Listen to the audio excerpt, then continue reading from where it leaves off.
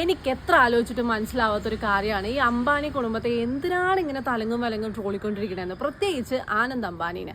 ആ പെൺകുട്ടിയുടെ അവസ്ഥയോ അല്ലാന്നുണ്ടെങ്കിൽ പൈസ കണ്ട് കല്യാണം കഴിക്കുകയാണെന്നോ അങ്ങനെ എന്തൊക്കെ തരം ജഡ്ജ്മെൻറ്റുകളാണ്. ഈ കഴിഞ്ഞ ദിവസം ഞാൻ ഒരു വീഡിയോ കണ്ടു. അവർ രണ്ടുപേരും ഭയങ്കര എൻജോയ് ചെയ്ത് ആസ്വദിച്ച് ഹാപ്പി ആയിട്ട് ഡാൻസ് ചെയ്തുകൊണ്ടിരിക്കുകയാണ്. അതിൻ്റെ അടിയിൽ പോയിട്ടും ഭയങ്കര നെഗറ്റീവ് കമൻസ് ഇടാനായിട്ട് നമ്മുടെ ആൾക്കാരെ കൊണ്ട് മാത്രമേ പറ്റത്തുള്ളൂ കേട്ടോ.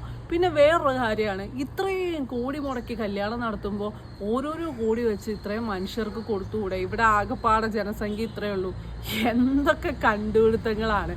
ഞാൻ പിന്നീടാണ് മനസ്സിലാക്കിയത് അദ്ദേഹത്തിൻ്റെ ആകെ സമ്പത്തിൻ്റെ 0.5% മാത്രമാണ് അവിടെ സ്പെൻഡ് ചെയ്തിട്ടുള്ളൂ.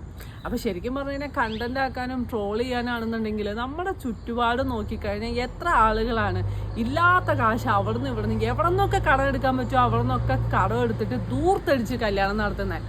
അവിടെയൊന്നും നിങ്ങൾക്ക് ജഡ്ജ്മെന്റുകളോ അല്ലെങ്കിൽ ഇത്തരം ട്രോളുകളോ ഒന്നും സംഭവിക്കാത്ത എന്താ? ഈ ദൂർത്തടി എന്നൊക്കെ പറയുമ്പോഴേ നമുക്ക് കിട്ടുന്ന വരുമാനത്തേക്കാൾ കൂടുതൽ നമ്മൾ ചെലവഴിക്കുമ്പോഴാണ് അതൊരു ദൂർത്തടി ആവുന്നത്. പക്ഷെ ഇവിടെ ആകെ സമ്പത്തിന്റെ ഒരു ഇച്ചിരിയാണ് അദ്ദേഹം ചെലവിട്ടിട്ടുള്ളൂ.